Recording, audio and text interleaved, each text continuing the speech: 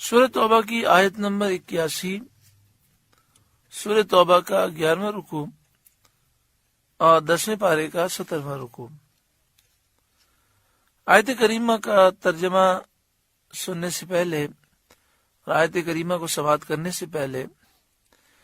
اس بات کو اچھی طرح سمجھ لیں کہ غزوہ تبوک کا جو معاملہ تھا وہ یہ تھا کہ نبی اکرم صلی اللہ علیہ وآلہ وسلم کو یہ اطلاع دی گئی کہ روم کا بادشاہ اپنی سرحد پر فوج جمع کر رہا ہے، 1,00,000 2,00,000 فوج جمع ہو چکی ہے اور مزید مختلف صوبوں سے فوج آ رہی ہے۔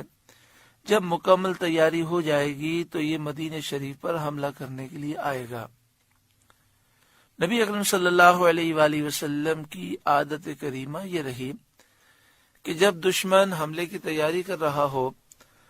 اور اس بات پر یقین ہو کہ یہ ضرور حملہ کرے گا تو اس سے پہلے کہ دشمن حملہ کرے نبی اکرم صلی اللہ علیہ وآلہ وسلم دشمن پر حملہ خود فرما دیتے تاکہ وہ مکمل تیاری نہ کر سکے، کیونکہ اب اس نے 2,00,000 کا لشکر جمع کیا ہے، وہ 2,00,000 کا لشکر مدینہ شریف میں پہنچے گا تو 2,00,000 کے بجائے 5,00,000 کا لشکر ہو چکا ہوگا، تو ابھی اس کی تیاری مکمل نہیں ہے اور ذہنی طور پر بھی وہ بادشاہ یہی سمجھ رہا تھا کہ میری تیاری نہیں ہوئی۔ تو نبی اکرم صلی اللہ علیہ وآلہ وسلم کی عادت کریمہ یہی رہی کہ پھر آپ ایسے لوگوں پر خود حملہ فرما دیتے اور اس سے ان پر رعب و دبدبہ بھی طاری ہوتا، اور مسلمانوں کو بھی یہی درس دیا گیا کہ اسی طرح مسلمانوں کو کرنا چاہیے۔ تو جب نبی اکرم صلی اللہ علیہ وآلہ وسلم مدینہ شریف سے آپ روم کی سرحد کی طرف چلے تو یہ کئی 100 میل کا فاصلہ تھا، شدید گرمی تھی اور سواری کی اونٹ بھی کم تھے، ایک ایک اونٹ پر 5 صحابہ کرام باری باری سواری کر رہے تھے، کھانے کا سامان بھی کم تھا، کھجوروں پہ گزارا ہوا، پھر کھجوریں کم پڑ گئیں تو ایک ایک کھجور کو ایک صحابی چوستے، پھر چوس کر دوسرے کو دے دیتے، وہ چوس کر تیسرے کو دے دیتے، ایک کھجور پر پورے دن میں 5 صحابہ کرام گزارا کرتے،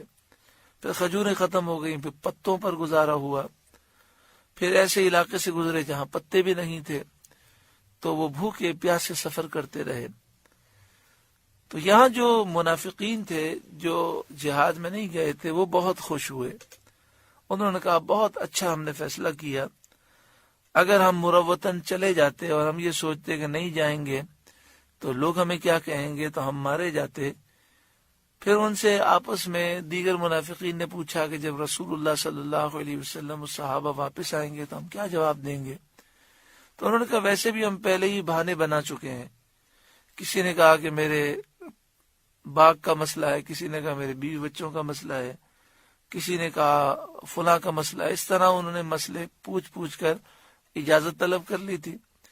اور پھر انہوں نے منافقین نے کہا کہ اتنے بڑی طاقت سے، کیونکہ روم اس وقت سپر طاقت تھی، تو اتنی بڑی طاقت سے سپر طاقت کہلاتی تھی،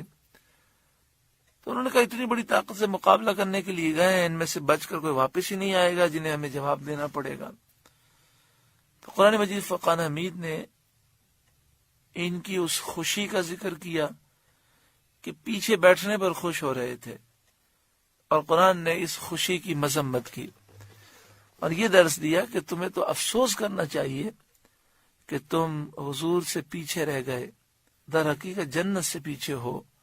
اور جنت کی راہ سے ہٹے ہوئے ہو۔ ارشاد فرمایا فرح المخلفون بمقعدہم خلاف رسول اللہ، پیچھے رہ جانے والے اس پر خوش ہوئے کہ وہ رسول کے پیچھے بیٹھ رہے، وہ غزوہ تبوک میں نہ گئے اور مدینہ شریف میں بیٹھے رہے، اس پر وہ خوش ہو گئے کہ ہم نے اچھا فیصلہ کر لیا۔